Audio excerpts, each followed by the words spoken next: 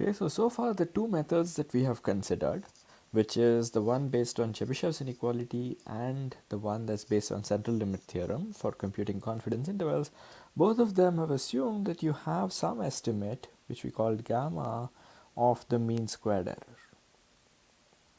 Right, so we have assumed that you know this mean squared error. That's why we came up with, we said that, oh, okay, the estimator minus 5 root gamma and estimator plus 5 root gamma is a valid confidence interval with like 96% confidence, and statements like this. Okay, so in general you can ask, okay, what if I don't know this mean squared error, right? So it turns out that for biased random variables, that's then very tricky, because if you're biased estimators, this is tricky because your estimator has a bias, right? And there's not that much you can do if your estimator was somehow bad. It wasn't even centered around the theta that you would like to find. Okay, so let's now focus on unbiased estimators where we can say something interesting. Okay, so let's assume that T is unbiased for now.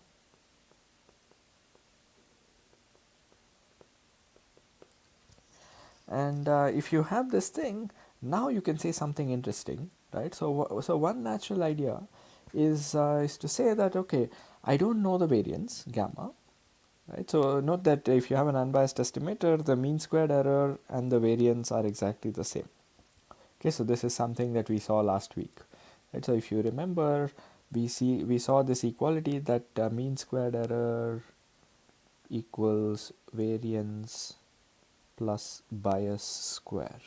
Okay, so this was like this equality that we saw a couple of lectures ago. Okay, and if the bias is 0, then this term drops out and you get mean squared error equals to the variance. Okay, so now you can say that, okay, I'm going to, last week we also saw an estimator for the variance, right? So if you remember, we said that if you have a bunch of samples x1 through xn, okay, so if I look at this quantity, sorry, there was a typo in my original slide, so I had to correct it. So if I look at, so this we derived it by saying that this is like the analog of expected value of x squared minus expected value of x whole squared. Okay, and we said that this was not a good estimator for, I mean, this was not an unbiased estimator for the variance, but you had to have this correction term which depended on the n, and then this became an unbiased estimator. Okay, so we can use that in place of gamma, right? So you can say that, okay, I'm going to find this z, this is like a decent estimator for the gamma, and I'm going to say that t minus 5 root z, t plus 5 root z is my confidence interval. Okay, so I wrote 4 here for some reason, but yeah, so 5 root z, and this is a good guess for a confidence interval. Okay, so that's what we can guess, okay? And this turns out to work for a bunch of natural random variables. Okay, so this works in some good cases, and this is often one idea that you can use in practice to find confidence intervals when you don't know what the variance is, right? Or sometimes you have some naive bound on the variance, but you believe that the variance is actually much smaller. Then you might be able to actually compute this estimate for the variance and use that instead in your confidence interval. Okay, now I should stress that this does not always work. So for some random variables this does not work, in particular if these random variables are like heavy tailed in some sense, then these things don't work. But for very nice random variables this is a decent estimate. Okay, another principle that's often used is what is called the bootstrap. The idea of bootstrap is something somewhat similar in spirit, which is that you estimate, you set aside, I guess set aside is the wrong word. So you estimate the empirical variance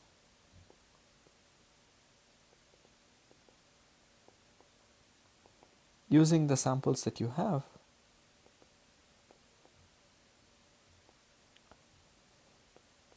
in a slightly more sophisticated manner.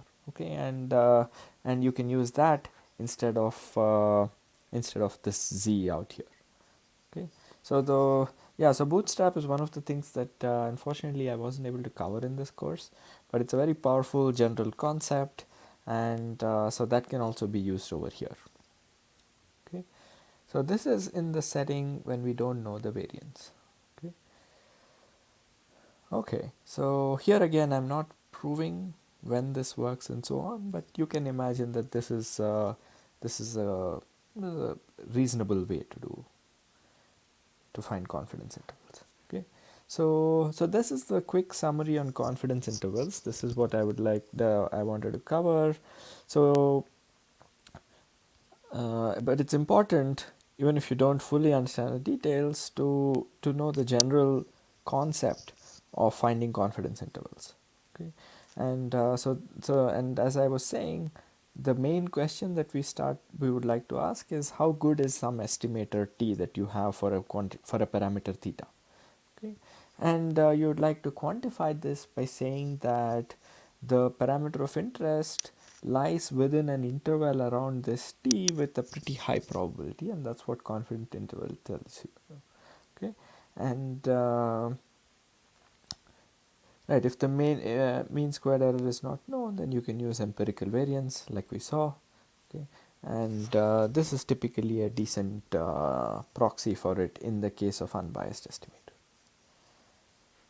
Okay, so that's a rough summary of confidence intervals, and typically what you should learn to do is use the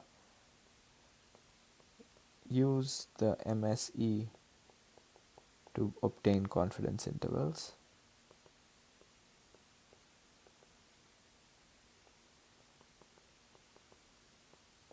Okay, and try to understand the example that we saw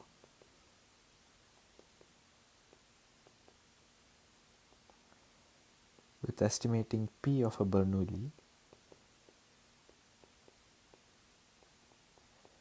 Okay, so this is the one where we saw that the variance drops as like 1 by 4n, and we said and we discussed how these intervals lengths change when you have more samples, how the confidence changes when this n changes and things like this. So these are like the important things that will illustrate the use of this method for obtaining confidence intervals.